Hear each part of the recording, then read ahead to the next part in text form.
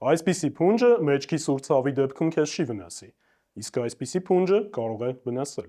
Մինչև փնջի վնասների մասին խոսելը եւս 3 բան, որոնք կարող են վնասել մեջքի սուր ցավի դեպքում։ Առաջինը մերսումն է։ Մեջքի սուր ցավի դեպքում մենք ունենք սուր բորբոքում, իսկ մերսման դեպքում լավանում է տեղային արյունամատակարարումը, որը բերում է բորբոքման, հետևաբար նաեւ ցավի խորացման։ Երկրորդը տարատեսակ վարժություններն են, մասնավորապես պտտաձողից կախվելը։ Թվում է, թե վարժություններ անելով մենք ազատում ենք նյարդը, օրինակ հավանական ողնաշարի միջողնային ճողվածքից։ Սակայն վարժությունների ժամանակ մենք կարող ենք անել անզգույշ շարժումներ, որոնք հակառակը կվնասեն նյարդը եւ կբերեն ցավի եւ բորբոքման խորացման։ Շատերը ցավի դեպքում անմիջապես տաքացնում են ցավացող հատվածը, երբեմն դա կարող է օգնել, երբ մկանային ցավեր կան, օրինակ եւ սպազմի ենթարկված կծկված մկաններ։ Սակայն մեջքի սուր ցավերի դեպքում հաճախ գործ ունենք բորբոքման հետ եւ տաքը եւս խորացնում է բորբոքումը եւ ուժեղացնում ցավը։ Իսկ ինչ վերաբերվում է փնջին,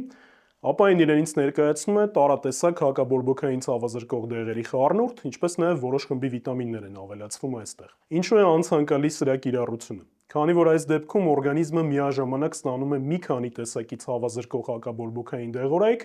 որի դեպքում մեծանում է տարբեր բարդությունների ռիսկը, մասնավորապես ստամոքս-աղիքային արյունահոսությունների։ Ինչպես նաև ցավի դեպքում պետք է բարձրացնել ցավազրկող դեղորայքի դեղաչափը։ Երբ օրգանիզմը արդեն իսկ ստացել է 2-3 տեսակի դեղ, դա զրկում է հետագայում այլ դեղի դեղաչափ բարձրացնելու հնարավորությունից։